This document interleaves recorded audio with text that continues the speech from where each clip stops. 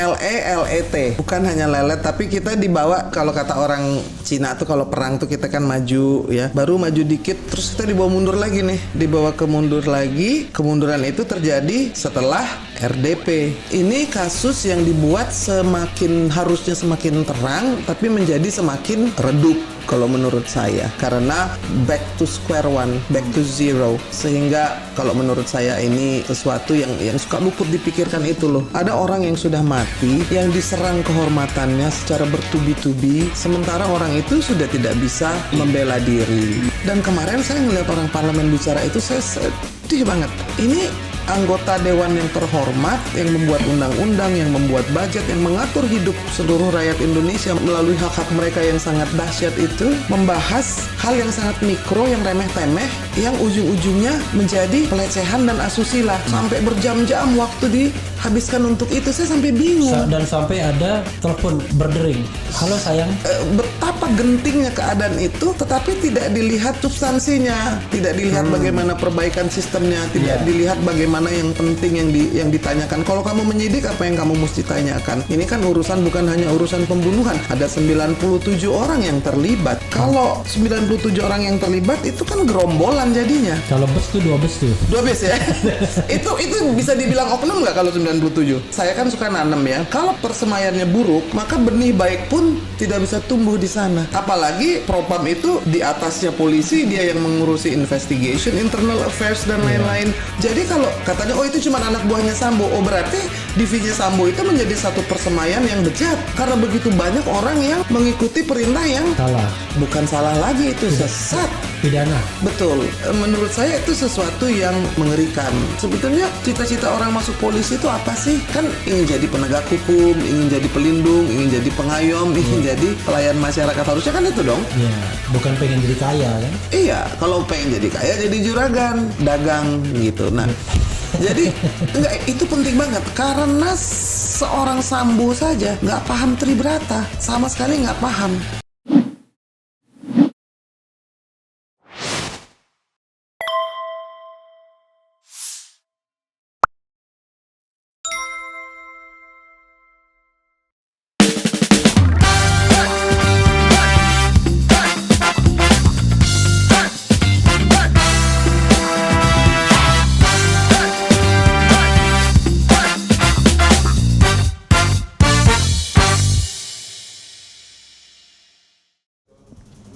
Assalamualaikum warahmatullahi wabarakatuh, Sobat RH sekalian.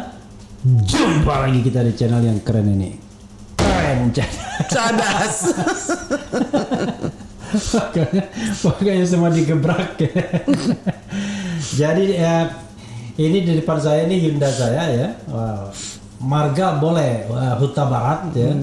Tapi kalau ketemu saya bahasa Palembang, dan Palembangnya itu betul-betul Palembang yang original ya. Kalau pempek itu pempek original. Karena beliau ini ternyata SMP dan SMA-nya di Palembang. SD pun juga. Wah, bayangkan ya. Jadi kalau SD, SMP, dan SMA di Palembang, sudah pasti bahasa Palembangnya bahasa Palembang yang original. Buntung. Palembang buntung. Assalamualaikum warahmatullahi wabarakatuh.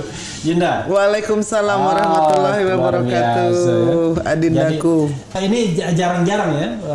Beliau ini dulu terkenal sekali ya, aktivis ICW ya. Orang Indonesia nonton korupsi. Bisa bilang ICW itu orang Indonesia nonton korupsi. Benar-benar. Dulu ICW kan? Indonesia Corruption Watch ya, kan? 1999. Jadi beliau ini yang termasuk yang mendirikan ICW ya? Diajak sama Todung Mulia Lubis waktu itu. Untuk ada Marsilam Simanjuntak, Todung Mulia, lalu ada Daniel Dakide, Buyung Nasution, Bang Buyung. Bayangkan kalau sudah menyebut nama begitu kan, gimana kita nggak keder tuh, ketahuan generasi tahun berapa. Generation gap. Iya. Todung Mulia Lubis aja sekarang udah 70 tahun mungkin usianya kan. Kelahiran tahun 49 dia. Benar. Kelahiran tahun 49 itu 73 tahun. juga, ya kan? betul Bang Mulia. Aman Bu Yum Nasution, yang mudah-mudahan kita doakan Sudah ya kan, mendiang. diterima di sisi Allah Subhanahu wa taala. Masih Amin. Masih sehat. Masih. Daniel Dakede di Kompas sudah pensiun mungkin ya. Daniel Dakede juga sudah Pensiun mungkin ya. Jadi kalau sobat Erasmus yang usianya 24 di bawah 40 tahun mungkin saya sebutkan nama-nama itu bingung. Iya, banyak yang sudah. Daniel Dakede kalau nggak salah sudah ini juga kok. Jadi orang pengen tahu nih bagaimana perspektif Irma Huta Barat ini. Soal apa nih? Soal empek-empek atau soal Oke. Palembang Buntung? Soal yang terkait dengan sampo. Jadi tadi saya pesan nih kalau bisa ngomongnya santai-santai ya. Kita santai tapi tetap serius ya. Yunda, kalau saya itu kan nggak pakai skrip, nggak pakai apa. Pokoknya ngomong sepengetahuan saya aja, sepemikiran saya aja. Tapi yang paling gampang pertanyaan itu apa yang Yunda pikirkan sekarang terhadap kasus Sambo? Nah, the latest development of Sambo case, Yes, ya kan? Apa? yes. Oke, silakan. LET. LLET. Itu bukan hanya lelet, tapi kita dibawa kalau kata orang Cina tuh kalau perang tuh kita kan maju ya, baru maju dikit terus kita dibawa mundur lagi nih. Oke. Dibawa mundur lagi. Kemunduran itu terjadi setelah RDP. Iya dong, setelah 50 hari saya hitung-hitung terus loh, Refli ini Dindo ini sekarang ini hari ke-50. Jadi setelah 50 hari itu masih belum jelas duduk perkaranya, dan saya pikir juga ini juga ada pengalihan isu yang luar biasa masifnya ya kan, dari pelecehan balik lagi. Jadi makanya saya bilang, jadi kayak kita sudah lari, bukan lari di depan tapi malah mundur ke belakang. Menurut saya ini sesuatu yang menyedihkan karena sebetulnya ya kan ini semua mata sedang memandang ya kan kepada kasus ini. Kayak orang bilang ini kasus-kasus lain emang nggak ada urusan lain di negeri ini. Bukan kita yang menentukan sentimen sama minat publik ya kan, baik dari terutama netizen ya yang memang luar biasa. Jadi kalau menurut saya kasus ini berbelit-belit karena dari awal. Kalau dari awal dimulai dengan kebohongan, kan harusnya kebohongan itu disingkirkan. Kalau bicara soal saat ini sebenarnya ini kasus yang dibuat harusnya semakin terang, tapi menjadi semakin redup kalau menurut saya, ya kan? Karena back to square one, back to zero, sehingga kalau menurut saya ini sesuatu yang suka luput dipikirkan itu loh, Adindaku, bahwa ada orang yang sudah mati ya, yang diserang kehormatannya secara bertubi-tubi, sementara orang itu sudah tidak bisa membela diri. Nah, setelah kebohongan pertama itu dicabut, maka sekarang dinyanyikan lagu yang sama, dan saya pikir ini lagu yang sama lokasi berbeda kira-kira. Iya, itu gitu. kan aneh. Iya. Kalau seorang Kapolri harus bicara seperti itu di depan parlemen, dan kemarin saya ngelihat orang parlemen bicara itu, saya sedih banget. Ini anggota dewan yang terhormat, yang membuat undang-undang, yang membuat budget, yang mengatur hidup seluruh rakyat Indonesia melalui hak-hak mereka yang sangat dahsyat itu, ya kan? Kemudian membahas hal yang sangat mikro, yang remeh-temeh, yang ujung-ujungnya menjadi pelecehan dan asusila. Sampai berjam-jam waktu dihabiskan untuk itu, saya sampai bingung. Dan sampai ada telepon berdering. Halo sayang.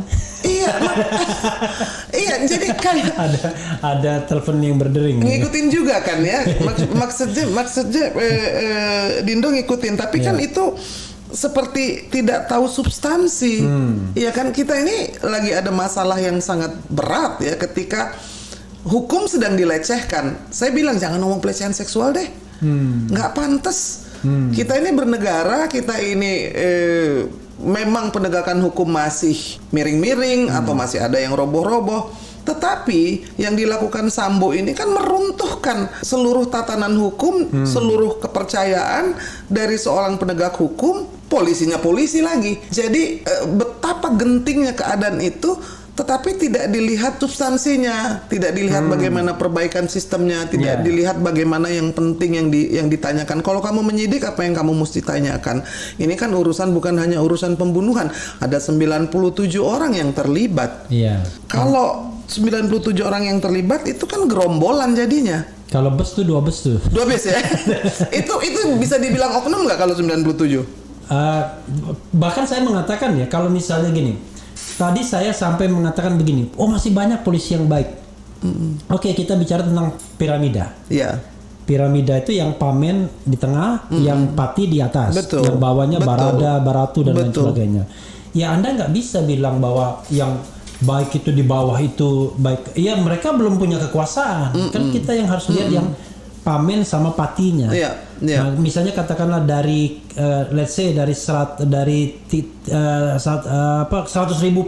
pati dan pamen misalnya. Iya. Nah, yang baik berapa? Yang tidak terima suap berapa? Itu kan yang harus yang krusial. Betul. Kalau yang gini-gini tidak terima suap ya karena memang belum ada kesempatan. Betul.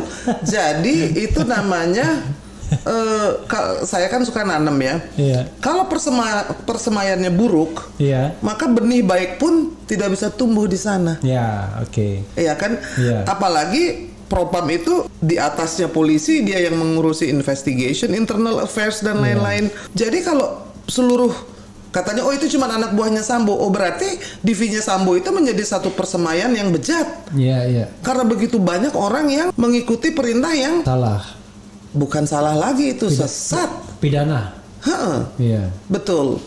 Menurut saya itu sesuatu yang mengerikan gitu. Kalau kita mengharapkan wakil-wakil kita yang terhormat itu bicara soal sistem dong, supaya ini tidak terjadi lagi. Bagaimana ya kan, lalu fungsi-fungsi dari katanya Kompolnas tidak punya gigi, tidak punya taring, apa mesti dikasih taring ya kan, lalu kalau sudah dikasih taring, orang yang di sananya itu bisa dijamin nggak untuk mempergunakan taring itu semestinya? Iya dong. Jadi saya pikir banyaklah orang-orang baik yang masih ingin memberikan masukan dan perbaikan, tapi didengerin apa enggak ya sebenarnya? Ya, jadi yang jadi masalah Yunda ya, kok seolah-olah DPR tidak melihat ini untuk momentum melakukan reformasi kepolisian. Mereka menganggap bahwa ini business as usual aja. Maksudnya gini, ya ada orang mati, ada orang yang membunuh, ya bagaimana penyelidikan dan penyidikannya, nanti penuntutannya, kok cuma itu doang. Padahal ini kan fenomena gunung es kan ibaratnya kan. Praktik-praktik seperti ini kan banyak tuh. Iya, nggak ada substansinya juga yang dibahas akhirnya. Jadi ada puja-puji. Banyak puja-puji. Saya juga heran ya kadang-kadang kenapa setiap misalnya fit and proper test polisi selalu dipuja-puji oleh DPR gitu. Nah, saya punya pertanyaan nih. Iya. Adindaku kan pakar hukum tata negara. Sokol begitu ya. Sokol. DPR itu di atasnya polisi atau di bawahnya polisi sih? Nah, kenapa posisinya itu kesan, impresi, dan cara mereka mengemukakan pendapat itu checks and balancesnya itu tidak kerasa. Ya, terkesan mereka takut ya, terkesan mereka teman, terkesan mereka kadang-kadang under gitu ya. Iya, nggak boleh dong cincai-cincai sama. Makanya saya bilang begini Yunda, kita ini harus bisa membedakan antara pengawas sama yang diawasi. Iya, kalau kan disebutnya mitra, kami bangga bermitra. Apa yang namanya mitra itu saya nggak paham gitu. Jadi, kan ada checks and balances. Iya. Artinya apa sih bahasa Indonesianya, coba deh? Saling mengimbangi dan saling cek, saling mengkoreksi, saling koreksi dan saling mengimbangi. Yes. Tapi sebenarnya gini, kalau kita lihat fungsi DPR kan fungsi pengawasan. Sebenarnya ini antara orang yang mengawasi dan orang yang diawasi. Malah posisinya nggak seimbang. Posisinya kan DPR lebih atas. Karena civil supremacy kan kita. Ya, dan yang seimbang tuh betul-betul seimbang tuh presiden. Ini kan aparatnya presiden. Karena ini DPR, ini presiden aja di bawahnya. Ya, lalu ini ada polisi, ada apa. Nah, harusnya DPR itu menampilkan diri sebagai institusi yang ditakuti dan dihormati oleh orang yang diawasi. Satu, ya kan? Kedua, yang menyuarakan, ya bosnya kan rakyat. Bosnya ya. Rakyat. Nah, keinginan rakyat sama yang disuarakan wakil-wakil kita itu distorsinya tuh luar biasa. Iya, dan itu lucu. Contoh ya misalnya, soal katakanlah KM50 misalnya. Itu kan KM50 itu kalau yang ini masih mending Yunda. Kalau masyarakat civil society agak kompak. Masih ada yang namanya RDP. Sepanjang sepengetahuan saya atau sependek pengetahuan saya, 6 orang mati itu nggak ada RDP-nya loh. Oh gitu ya? Bayangkan, rapat dengar pendapat tidak ada. Nggak ada soal ini. Bahkan terkesan anggota DPR yang ngomong soal KM50 itu terbatas. Paling cuma Romo Safi'i, Fadlizon, siapa lagi? Yang lainnya nggak ada yang ngomong ini. Jadi dia kayak free, ya kan? Free of charge ya. Meninggal. Nggak sempat keangkat ya? Iya, bukan nggak sempat diangkat. Ada dinding yang tebal, ada tembok yang tinggi untuk mengangkatnya. Jadi terkesan takut akhirnya. Makanya ke Komisi 3 ada dua kemungkinan orang yang khawatir itu kan. Satu karena dia bagian dari sistem itu, ya kan. Yang kedua memang karena polisi memiliki sebuah kewenangan yang tidak dimiliki orang lain. Bisa menersangkakan orang, menahan orang, memenjarakan orang. Nah, Even anggota DPR sekalipun, kira-kira begitu. nah itu kan juga membuat satu institusi menjadi tidak sehat ketika tidak memiliki dewan pengawas, ya kan? Lalu dikatakan ada yang namanya Kompolnas. Kompolnas itu tak lain dan tak bukan hanya jadi corong akhirnya. Iya. Jadi kalau saya terus terang misalnya menyebut nama ya, Benny Mamoto yang juga sudah disebutkan semua orang ya. Waktu KM50, saya juga mencatat ketika dia mengikuti rekonstruksi misalnya, dia mengatakan nggak ada yang aneh. How come kok nggak ada yang aneh? Jadi rekayasa itu sudah sering ya? Oh, udah sering. Sudah sering. Beliau ini saudara sekalian, ini ada tamu saya namanya Ruslan Buton. Bro Ruslan, assalamualaikum.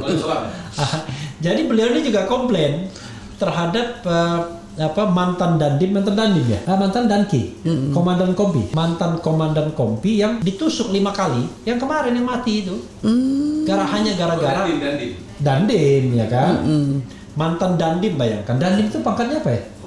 Letkol. Jadi Letkol ini pensiunan Letkol, dia jadi driver, ya kan, kemudian parkirlah dia di tempat toko seorang pengusaha, namanya Aseng ya.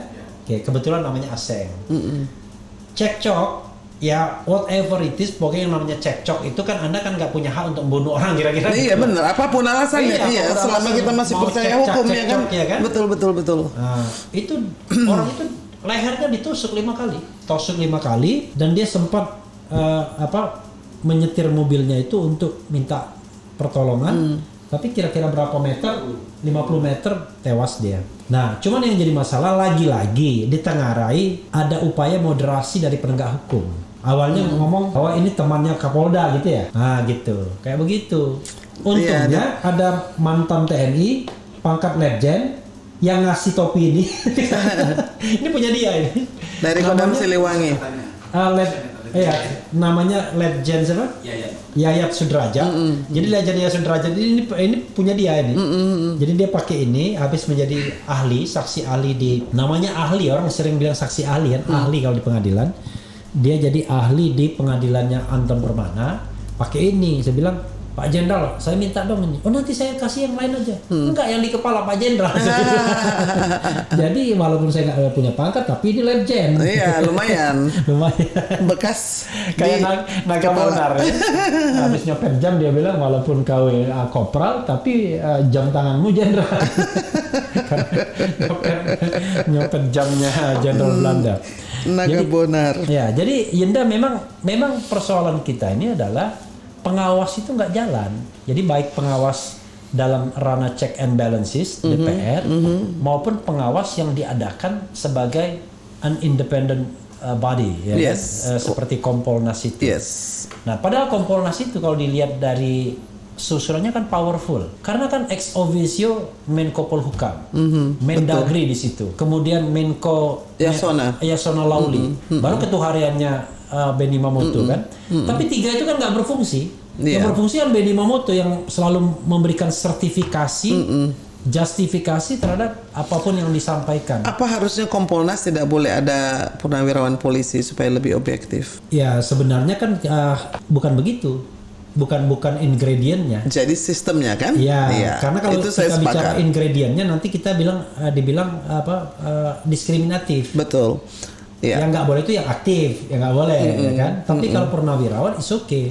Cuman masalahnya carilah purnawirawan yang independen, yang kan? punya visi juga, iya kan? Masalahnya purnawirawan ini kan harus bisa melihat institusi ini sebagai alma mater yang harus dibangun. Iya dong. Dan dia tahu kan borok-boroknya. Karena dia tahu, maka dia harus bisa memperbaiki sistem. Artinya gitu. Itu the time dia untuk tobat. Artinya gini, ketika dia aktif, dia tahu borok-boroknya, ya kan? Ketika orang mengatakan ada tembak menembak, ada pelecehan dan lain sebagainya, dia lebih tahu. Iya, saya aja tahu apalagi dia. Betul. Aduh, ini ecek-ecek nih, kenapa sih ngomongnya ke situ? Iya. Aduh, netizen itu pinter-pinter ya sekarang ya. Saya langsung dejavu. Aduh, ini kayak KM50 juga, tembak menembak, kemudian bela diri. The Last kan pengennya nanti case close, nggak ada yang dihukum 1 hari pun, kan begitu maunya. Iya, cuman kalau saya pikir sih, kan orang juga tanya kenapa ini gaung. Oke, KM50 tuh ada 6 nyawa tidak berdosa yang melayang, ya kan? Iya. Nah, yang menjadi gaung dari masalah ini karena yang dibunuh polisi. Iya. Do you see the difference? Polisi dibunuh oleh polisinya polisi dan di tempat polisi. Itu dia. Itu ada uniqueness. Tapi sebenarnya Bunda, kalau kok Bunda Yunda Bunda juga nggak apa-apa ya kan? Iya, benar. Jadi Yunda kan persoalannya. Jadi kita ini nggak podcast loh, kita ini ngobrol ini soal KM50 itu. Saya menengarai 3 faktor, Yunda. Sama seperti kasus Joshua ini. Faktor dari masyarakat, civil society, faktor dari negara, kekuasaan, faktor internal Polri. Jadi kalau dalam kasus Joshua, civil society-nya itu kompak. Bataknya kompak, tapi yang lainnya nggak ada yang nyerang. Betul. Nggak ada yang nyerang. Ini mohon maaf ya, sorry to say, buzzer tuh nggak nyerang. Dulu kan buzzer kelewatan banget. Bayangkan 6 nyawa mati dia dijadikan bahan permainan sama dia kan. Dia kasih kembang selamat ya, sudah bertemu bidadari gitu-gitu. Dia bayangkan. Itu jahat. Iya. Dan itu proven. Saya bisa tunjukkan ke Yunda misalnya bunga papan misalnya KM50, ya kan. Jadi yang seperti itu, bayangkan kok dimain-mainkan ya nyawa manusia ya, gitu loh. Saya nggak sebut namanya ya, nih. Coba ini nggak usah namanya, nggak usah disebutkan. Terima kasih sudah kirimkan Laskar FPI ketemu bidadari. How come orang mati kok gitu? Dia nggak lihat apa perasaan keluarganya, ya kan? Ada ibunya, ada Pak polisi keluarganya. titip siram teh ke Munarboy. Maksudnya Munarman kan itu dindanya nih. Iya, kenapa jadi Munarboy dia? Ya karena men. Oh, itu ledekan buat dia misalnya, gitu. Coba bayangkan, gimana kita nggak punya perasaan kepada nyawa yang hilang dan punya ibu, dan ibunya. Punya bapak, iya. Dan mereka ini bukan orang-orang kaya, orang-orang miskin semua. Iya, betul. Persis kayak Joshua ya. Iya. Jadi bahkan di antara mereka yang meninggal itu ada yang buta huruf loh, Bunda. Buta huruf, bayangkan. Yang kerjanya tukang parkir. Aku sedih, aku nanti nangis loh. Makanya, Bunda sekali-sekali ke sana. Makanya orang kalau nggak punya sense of human itu, kacau gitu. Nah, jadi karena waktu itu penjelasannya bahwa tidak diselidiki dengan detail ya. Jadi cuman ini tembak-tembakan dan agak yang mati 6 gitu, tembak-tembakan. Jadi begini, kalau saya melihat dalam kasus KM50 itu orang mempersepsinya sebagai persaingan cebong dan kampret, persaingan kecepret sama kadrun. Jadi itu udah nggak boleh ada lagi seharusnya. Persaingan antara pendukung, ya kan, sama yang oposisi terhadap pemerintahan Jokowi. Jadi nggak apa-apa mati gitu. Toh mereka juga link to terrorism. Padahal nggak ada satu bukti pun yang satu tindakan kepolisian pun yang mengatakan bahwa mereka itu adalah link to terrorism misalnya. Dan mereka, jangan lupa, mereka dimatikan dalam keadaan yang mereka nggak bersalah loh. Mereka bukan DPO misalnya. Kan mereka kan unarmed juga. Iya. Iya kan? Jadi ya udahlah, tapi intinya adalah di bawahnya nggak kompak. Salah satu faktornya mungkin tidak ada orang kayak Kamarudin itu ya, yang makeupnya minta ampun misalnya. Lalu di atas itu tidak punya political will atau goodwill untuk membuka kasus itu. Bahkan kecenderungannya adalah siapa yang berani ngomong ini dapat konsekuensi. Seperti tabu gitu ya? Ya, dijadikan tabu. Dan orang yang kemudian menyatakan ini malah dipenjara. Habib Bahar kan ngomong soal KM50 di penjara kan. Jadi gini, kita tuh boleh nggak sih ngambil pelajaran dari sesuatu yang dilakukan, kayak negara kan juga bisa bikin salah ya? Iya dong.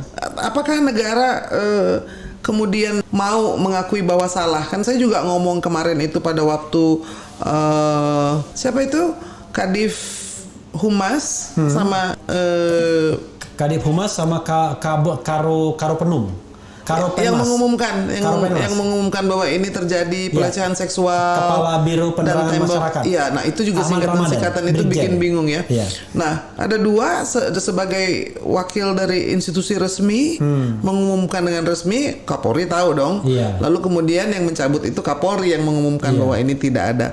Nah, itu kan ada kebohongan yang dilakukan, kesalahan dari institusi dong. Iya. Minta maaf kek. Minta maaf dong. Iya. Diralat. Kalau orang lain tidak, direhabilitasi. Kalau masyarakat nggak bisa minta maaf itu, tetap aja di penjara.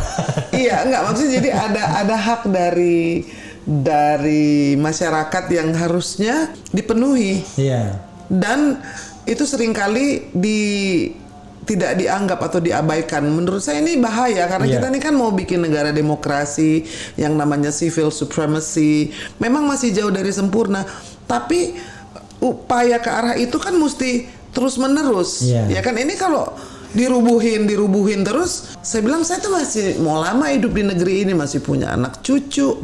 Kasihan kalau mereka tidak punya kepastian hukum. Dan gini loh Dinda, saya mau tanya, negara ini kan harus punya sistemnya itu yang harus jalan gitu, melindungi yang lemah, melindungi yang tertindas, yang tidak punya uang, ataupun yang buta huruf, karena mereka lah yang paling perlu. Gitu. Kalau ini tidak diupayakan ke arah situ terus menerus, maka kita nanti bisa kembali seperti zaman Orde Baru, bahkan lebih buruk. Iya kan? Kalau saya melihat upaya ke arah situ itu tidak konsisten jadinya. Ya dong. Kita sudah punya free press, kita bisa banyak podcast, banyak sosmed, kita bisa ngomong dengan santai soal topik apa saja. Makanya saya bilang nggak ada kok topik yang tabu di negeri ini. Mau ngomong soal anak PKI, kayak KM 50 atau Joshua atau kebobrokan dari satu institusi, itu harus dibiasakan bahwa orang itu harus berani berbicara, speak up dulu, ya kan. Nah, kalau itu sudah terjamin, paling nggak ada satu unsur, kita sudah punya free election. Tapi kalau kita nggak punya rule of law, bagaimana? Jadi, khawatir nggak? Oh, ini saya mengatakan for the next generation, what will happen to our children? Jadi kalau saya mengatakan, misalnya kita bicara demokrasi ya, demokrasi kita ini kan pengennya kan yang ke arah yang lebih substantif, partisipatif kan, yang lebih genuine misalnya. Tapi kan kecenderungan sekarang kan regresif, mulai turun. Sebagai contoh gini lah Yunda, saya ini nge-podcast begini bukan berarti nggak pernah khawatir. Selalu khawatir dikriminalkan karena banyak sekali orang yang mengintip. Kita terpleset ngomong dan kemudian mulai dikriminalkan. Jadi kriminalisasinya itu berita bohong. Lah kalau polisi berita bohong gimana? Nah makanya nanti saya anukan lagi. Kalau mereka berita bohong nggak diapa-apain. Kalau kita diapa-apain. Impunitas itu masih ada ya. Makanya. Kemudian yang kedua adalah menyebarkan kebencian, undang-undang ITE kan begitu. Akhirnya kita selalu dalam pembicaraan seperti ini kita selalu berpikir kira-kira kena delik nggak, kan kacau jadinya. Sebagai contoh misalnya gini, dalam kasus KM 50 itu kan ada dua versi yang berkembang di masyarakat dan itu nggak bisa direpresi, dan versi itu selalu ada. Versi resmi dari pihak kepolisian yang mengatakan bahwa korban itu tidak disiksa, kan begitu. Lalu versi dari beberapa masyarakat, saksi mata, kemudian juga mereka yang melakukan investigasi swasta, mereka mengatakan ini disiksa. Kan hormati aja dua persepsi, dua versi itu. Jangan kemudian kita direpresi kan. Cara merepresinya adalah ketika orang mengatakan ada versi disiksa, dia ditersangkakan, dipidanakan, menyebarkan berita bohong. Nah nanti dalam kasus Joshua ini sudah ada versi resmi kan dari lapor kan, dari laboratorium forensik kan, dari hasil otopsi kedua. Tidak ada penyiksaan. Yang ada adalah hasil karena penembakan semua. Tapi pengacara Kamarudin masih mengatakan ada penyiksaan dan beberapa orang masih mengatakan demikian. Nanti besok-besok ketika polisi ini sudah bangkit lagi, kuat lagi, dia bisa aja jadi dia tiba-tiba ngomong itu tidak menersangkakan orang ya, tidak sama persepsi, maka bisa menersangkakan siapa saja. Dianggap menyebarkan berita bohong. Kan aneh kan gitu. Bukan aneh, ini horor jadinya. Absurd ya di iya. dalam demokrasi. Ya, jadi kalau seandainya misalnya ya ada pernyataan kita, ada orang lain yang dirugikan, silakan orang lain itu menuntut secara perdata. Kan kalau kita negeri kita memang demokratis. Tapi itu orang, jangan institusi. Institusi kan nggak boleh tersinggung. Iya, the freedom of speech ya. Iya. Sama kebebasan berekspresi itu benar-benar harus didorong supaya orang-orang itu juga menjadi melek hukum, ya kan, melek fakta. Betul. Jadi memang banyak hal yang sebetulnya tercermin dari tadi kan Refli tanya sudah 50 hari. Saya pikir sih saya hanya menyayangkan bahwa selama 50 hari ini tidak ada satupun institusi yang memikirkan bagaimana keadaan keluarganya Joshua. Tidak pernah, belum ada yang memintakan maaf. Seolah-olah nyawa yang hilang itu ya nanti aja tunggu bagaimana keputusan pengadilan. Kan nggak gitu caranya. Nggak gitu caranya. Cara dia terbunuh saja sudah salah. Pengadilan itu kita tidak tahu. Iya kan? Apakah JPU-nya akan menuntut dengan sebaik-baiknya atas nama keadilan sosial bagi seluruh rakyat Indonesia? Apakah nanti hakimnya juga akan memutus berdasarkan hati nurani? Itu kan masih walahu alam ya Dinda ya. Tapi yang fakta bahwa dia dibunuh sebagai polisi di rumah polisi oleh polisi, lalu polisi memberikan itu fakta. Iya, polisi fakta lagi, polisi memberikan keterangan bahwa terjadi pelecehan seksual. Itu kematian itu menyakitkan, pelecehan itu 12 kali lebih menyakitkan lagi. Jadi bertubi-tubi sakitnya. Ya, padahal kalau kita bicara tentang berita bohong ya, Yunda ya, saya dalam podcast ini, dalam RH Channel ini saya mengatakan yang paling sempurna bisa dipidanakan berita bohong itu apa yang dilakukan oleh Sambo dan Putri Chandrawati. Saya bilang, kenapa? Kalau yang dilakukan Habib Rizik, Habib Bahar, kemudian Anton Permana, Syahganda Nenggolan, siapa lagi aktivis, Jumhur Hidayat, Ruslan Buton, itu nggak bisa dibilang menyebarkan berita bohong atau hoax. Kenapa? Kita ini kan kalau dalam menegakkan hukum itu harus rasional. Salah satu rasionalitas itu harus ada niat jahat, mens rea. Nah, sekarang pertanyaannya adalah kalau Ruslan Buton misalnya mengatakan apa berita kemarin, berita bohongnya dibilang apa? Ya apa gara-gara apa? Ngomong apa? Kritisi pemerintah. Nah, misalnya beliau ini mengkritisi pemerintahan, meminta Presiden Jokowi turun ya kalau nggak salah ya. Nih, tiba-tiba dikenakan berita bohong, ya kan? Kalau menurut saya kan itu kan pendapat yang bisa dibantah, silakan kalau mau dibantah. Tapi kalau beliau menyampaikan itu dalam rangka menutupi kasus pidana yang melibatkan dirinya, nah itulah baru berita bohong sebenarnya. Jadi dia tahu versi benarnya, kan begitu? Ada niat jahat dan tujuan jahat ya. Dia tahu versi benarnya, tapi dia sampaikan versi yang tidak benarnya. Contoh dalam kasus Sambo ini, dia tahu versi benarnya yang bunuh dia, kan begitu? Lalu tidak ada pelecehan seksual, tidak ada percobaan pembunuhan. Yang dia sampaikan adalah itu tembak menembak, ada pelecehan seksual, Baradae nembak secara terpaksa karena bela diri. Kan itu betul-betul kebohongan, absolutely itu kebohongan dan ada niat jahatnya. Niat jahatnya adalah dia ingin menghindari tanggung jawab pidana. Karena kasus Ruslan Buton apa yang mau dia, niat jahatnya apa? Kecuali dia mungkin mengkritik Presiden Jokowi, perkara dia suka atau tidak suka itu kan soal lain. Ya, kan? Itu juga mesti lebih dewasa ya. Kalau saya lihat di TV-TV di negara-negara yang sudah bagus freedom of speech dan demokrasinya, itu santai saja kok. Yang namanya pemimpin itu memang harus rela ditertawakan. Zaman Gus Dur dulu dia santai, foto saya diturunin katanya, saya dijadiin olok-olok di sana. Mengetahui itu pun dia mentertawakannya. Dan Yinda ya, ini ya, kan netizen ini udah bilang begini. Netizen ini bilang bahwa katanya nanti dalam kasus Sambo ini yang akan dipidanakan tuh bukan Sambo sama putrinya, tapi netizen. Dan itu sudah terbukti ternyata. Polda Metro itu pernah menangkap warga Pekanbaru Riau karena memposting kerajaan Sambo itu yang kemana-mana, Kaisar Sambo ya kan, yang sudah viral di mana-mana dan dibawa ke DPR. Iya, dan pada waktu itu tanggal 29 Juli yang melaporkan polisi sendiri. Tanggal 31 Juli orang itu ditangkap. Karena Sambo masih kuat pada waktu itu. Kan dia belum tersangka waktu itu. Dia masih berpikir bahwa dia akan meloloskan diri. Cuman masalahnya kenapa yang mengentertainnya Polda Metro ya?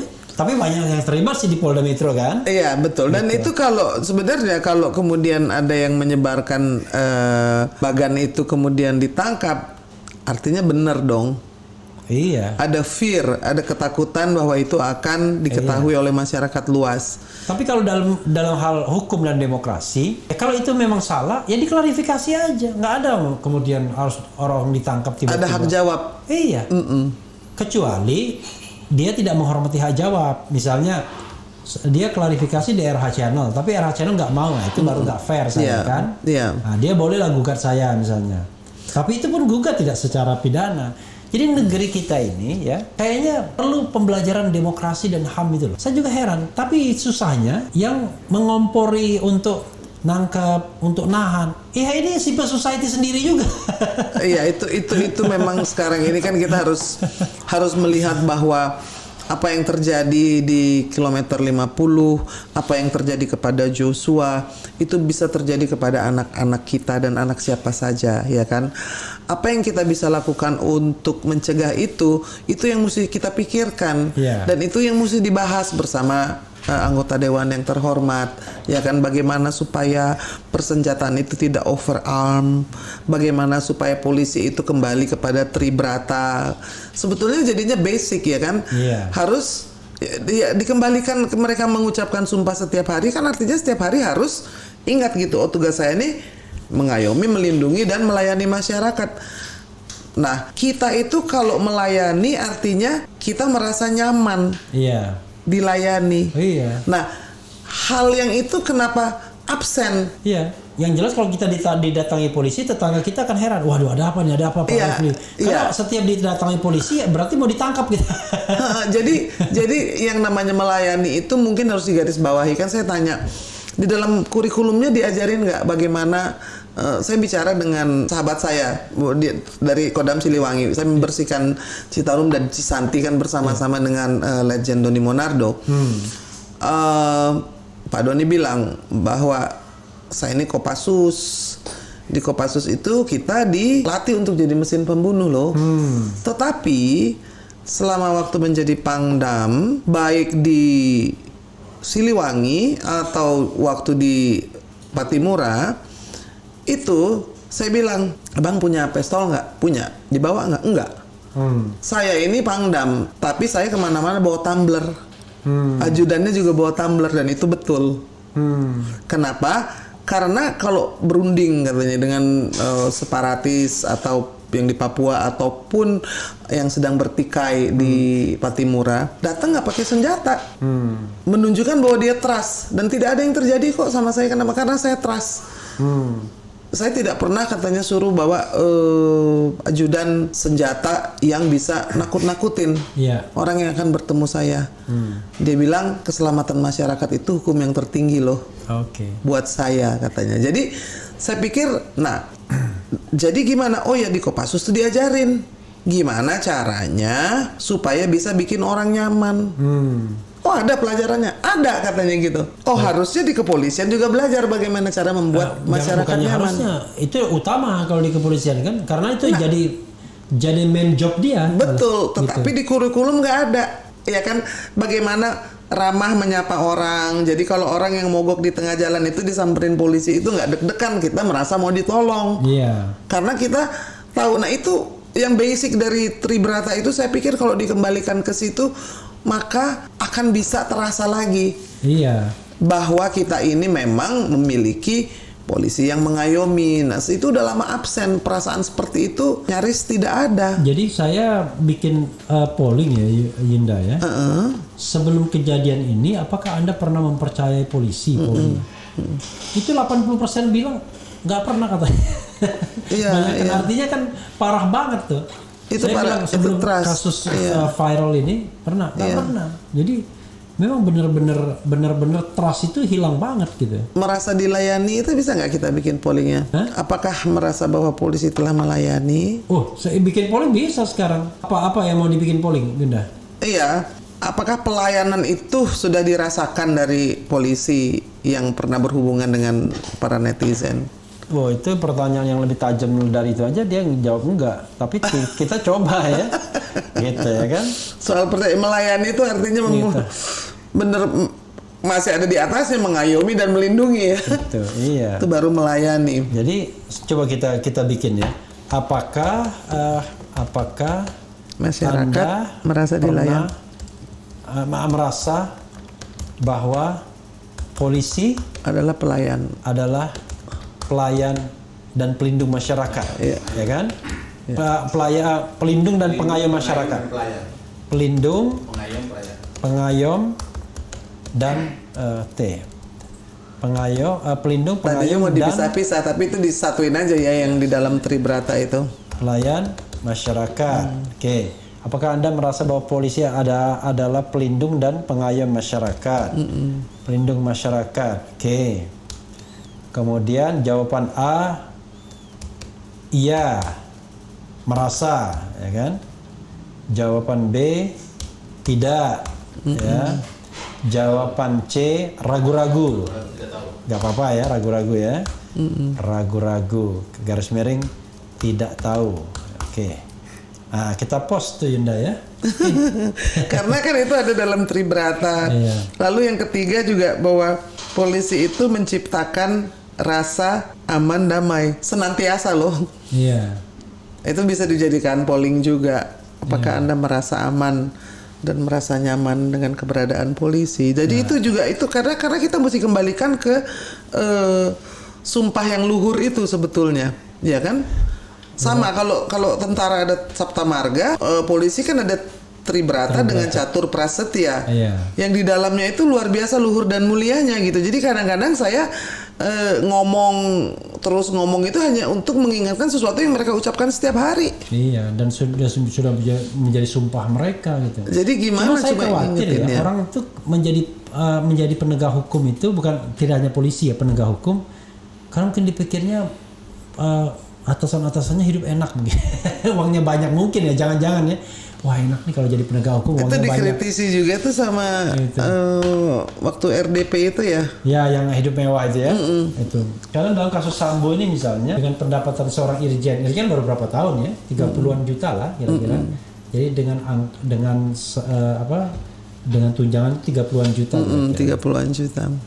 Itu bisa punya Lexus 4 biji gitu. Ya mungkin kerja 300 tahun. mati hidup lagi. Nggak bisa ya. Belum kebayar. Jadi kita paham lah sahabat era sekalian ya kan. Kalau Anda cuma punya penghasilan ya di bawah 50 million a month kan, nggak bisa lah kita punya Lexus 4. Kalau Innova boleh. Iya benar. Itu pun kredit juga harus. Benar. Nggak bisa cash gitu kan. Land Cruise dulu polisi-polisi itu ya. Jadi ingat zaman Pak Hugeng nyanyi di TVRI. Nyanyi sempet, Hawaiian Song. Sempat dong. Allahu Akbar. Tua banget ya Yunda ya gitu ya. Emang tahun berapa ya Pak Hugeng Tahun meninggal? 7 Pak Hugeng meninggal baru kok tahun 90-an. Kalau coba lihat deh. Oke. Di sini bisa saya cek nih. Di Google nggak maksudnya pada waktu tahun 70-an sampai awal 80-an itu ada namanya Hawaiian Seniors. Bayangin. 14 Juli 2004. Iya, makanya baru tahun 2000-an. Nah, kamu coba lihat Hawaiian Seniors deh. Itu lucu banget, kita tuh nonton Kapolri nyanyi lagu Hawaii, lalu nyonyahnya nari lagu Hawaii, dan kita tuh ngelihatnya tuh yang respect banget karena kesederhanaan. Jadi iya perilakunya tuh menunjukkan attitude-nya tuh auranya tuh mau mengayomi, auranya tuh mau melindungi, gitu. Nggak ada rasa fear sekalipun. Nah, itu harus ditumbuhkan. Saya nggak tahu itu mestinya ada dalam kurikulum kali ya. Saya misalnya kayak Sambo ini ya bicara tentang disiplin sama polisi, tapi yang saya lihat nadanya mengancam. Tapi giliran terjadi sama diri sendiri gimana? Yang potong kepala sama 2 tingkat harus tanggung jawab itu? Iya, tapi itu biasanya untuk bawahan oleh dirinya sendiri. Untuk bawahan. Jadi dia tuh ngomong itu untuk tingkat jenderal ke bawah. Tapi begitu jenderal ke atas tuh Kan sering begitu kita bikin Iya, ini kan. iya. Nggak sadar kalau itu untuk diri kita juga kan. Betul. Biasanya dia berpikir untuk orang lain itu gitu. Yunda, ini coba kita bacakan sedikit beberapa komentar sobat era sekalian ya. Apakah Anda merasa bahwa polisi adalah pelindung, pengayom dan pelindung dan pelayan masyarakat? 1.200-an yang voting, lumayan kan? Baru berapa menit kan? Itu yang merasa 4%. Yang tidak 90%. Yang ragu-ragu tidak tahu 6%. Memang begitu. Iya. Berarti ya. Ya agak berat juga ini. Soal yang memberikan rasa aman dan damai itu juga sebetulnya harus ada. Jadi gini, yang diajarkan di institusi atau pada akademi itu harus mencerminkan Tribrata ya kan harusnya. Nah itu soal bagaimana melayani masyarakat, ramah terhadap masyarakat, memberikan rasa nyaman dan aman. Itu nggak ada ternyata di kurikulumnya. Iya, dan ini memang itu jadi bagian dari hospitality karena kan civil, ya kan? Iya. Tapi memang kita mesti kasih masukan tuh ke Akpol, PTIK dan juga yang sekolah, ada beberapa macam sekolah itu harus di bawahnya adalah bagaimana melayani masyarakat, bahkan menyapa masyarakat pun juga harus ada. Karena susahnya tradisi militer mereka ini, ya ini dugaan saya ya, itu tidak menempatkan masyarakat sebagai atasan, sebagai junjungan, tapi menempatkan jenderal sebagai junjungan atasan. Nah makanya. Karena itu siap jenderal ya. Kan? Nah itu gitu. Polisi jenderal tuh nggak ada di dunia ini. Jadi kalau memang mau jadi jenderal, masuk TNI aja. Iya. Kalau mau jadi pelayan masyarakat, masuk kepolisian gitu. Jadi jelas. Makanya saya sering menanyakan sebetulnya cita-cita orang masuk polisi itu apa sih? Kan ya itu tadi, ingin jadi penegak hukum, ingin jadi pelindung, ingin jadi pengayom, ingin jadi pelayan masyarakat. Harusnya kan itu dong. Iya, bukan pengen jadi kaya kan? Iya, kalau pengen jadi kaya jadi juragan. Iya. Dagang gitu. Nah, jadi itu penting banget karena seorang Sambo saja nggak paham Tribrata, sama sekali nggak paham. Kalau dia percaya kepada ketuhanan yang Maha Esa, itu aja dia nggak percaya. Kenapa? Kalau dia percaya Tuhan, dia tahu larangan Tuhan yang pertama itu adalah jangan membunuh. Benar nggak sih? Dari agama manapun juga gitu loh. Apakah dia Islam, apakah dia Kristen, dia Hindu, dia Buddha, dia Katolik, semua agama di dunia ini, kejahatan yang paling terkutuk adalah mengambil nyawa orang. Karena nggak bisa dibalikin. Kalau ngambil duit orang masih bisa dibalikin. Ya. Jadi kita bacakan. Kalau mobil masih bisa dibalikin. Tribrata kita bacakan. Jadi kan tidak semua sobat era sekalian tahu juga Tribrata ya. Harus dipasang. Saya di TV One saya baca tuh satu-satu. Kami polisi Indonesia berbakti kepada nusa dan bangsa dengan penuh ketakwaan terhadap Tuhan yang Maha Esa. Nah, itu dia. Kan? Jadi bagus ya. Ya. Menjunjung tinggi kebenaran, keadilan dan kemanusiaan dalam menegakkan hukum negara kesatuan Republik Indonesia yang berdasarkan Pancasila dan UUD 1945. 3. Senantiasa melindungi, mengayomi dan melayani masyarakat dengan keikhlasan untuk mewujudkan keamanan dan ketertiban. Nggak ada nih patuh sama jenderal. Nggak ada. Jadi, atasannya polisi itu kan hukum. Iya. Makanya jadi dari Tribrata itu sekarang kita satu-satu deh. Kita jangan terlalu berat-berat ngomongnya. Kita ngomong Sambo kan. Iya. Brata pertama ada nggak tuh pada Sambo? Bertakwa kepada Tuhan yang Maha Esa, mengabdi kepada nusa, jadi berbakti kepada nusa dan bangsa dengan penuh ketakwaan terhadap Tuhan yang Maha Esa. Gitu. Tidak mungkin ingat Tuhan ketika membunuh orang dengan sadis gitu. Dengan sadis dan brutal. Berarti dia under juga ya, under influence. Nah ini juga ide yang tidak pernah dipikirkan. Saya tuh juga nggak paham. Ini judulnya nih Bunda, judulnya ini. Ya Irma Huta Barat geruduk RH kayaknya Sambo perlu diperiksa, jangan-jangan under titik-titik ya kan? Iya, jadi rambutnya kan bisa diperiksa. Iya, jangan-jangan ngedrak dia. Dan gini, ketika orang berbohong, membunuh, lalu mengajak segerombolan untuk melakukan kejahatan yang terstruktur, ya Nah, itu.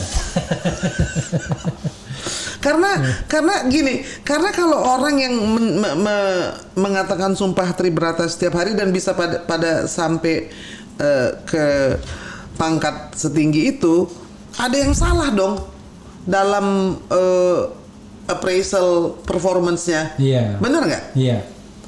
Ada yang luput gitu. Harusnya memang setiap hari itu yang dilakukan itu mencerminkan, kalau tentara mencerminkan Sabta Marga, kalau polisi kan mencerminkan Tribrata. Jadi kalau yang pertama tidak, menurut saya kalau kamu bertakwa kepada Tuhan Yang Maha Esa, maka kamu tahu bahwa kamu tidak boleh membunuh, apalagi aparat penegak hukum. Jadi gini, ketika hukum itu dilecehkan oleh aparat, apalagi yang mau kita andelin? Iya. Iya dong? Iya. Lalu yang kedua itu tadi baca apa Dinda? Oke. Bahwa Menjunjung tinggi kebenaran. Nah, keadilan bagaimana? dan Kebenaran dulu, kebenaran dulu. Oh, dia Dari awal sudah berbohong gitu. Jadi coret dong Tribrata yang kedua. keadilan. Sama sekali nggak adil, orang nggak pakai senjata ditembakin kok. Iya. Saya bicara kok dan sama tidak adil dia nyuruh orang lain suruh ngaku. itu, lalu suruh membersihkan ya kayak suruh cuci piring, ini kotoran saya yang bikin tapi kamu yang bersihin gitu kan. Itu tidak kesatria, Kemanusiaan, enggak manusiawi membunuh orang, ya kan? Gitu. sangat tidak manusiawi, Senantiasa melindungi, mengayomi dan melayani masyarakat. Enggak terasa masyarakat. nggak ada. Kita kembali ke misalnya polling, ya, posisi polling itu 3.700 yang nge-vote, ya kan? Banyak ya. Ya, persentasenya ya sedikit menurun 89%. Jadi yang merasa 4%, tidak merasa itu 89%, dan ragu-ragu atau tidak tahu 7%. Jadi ragu-ragu tidak tahu. Gitu. Ya, saudara sekalian. Wassalamualaikum warahmatullahi wabarakatuh. Waalaikumsalam warahmatullahi wabarakatuh. Cadah.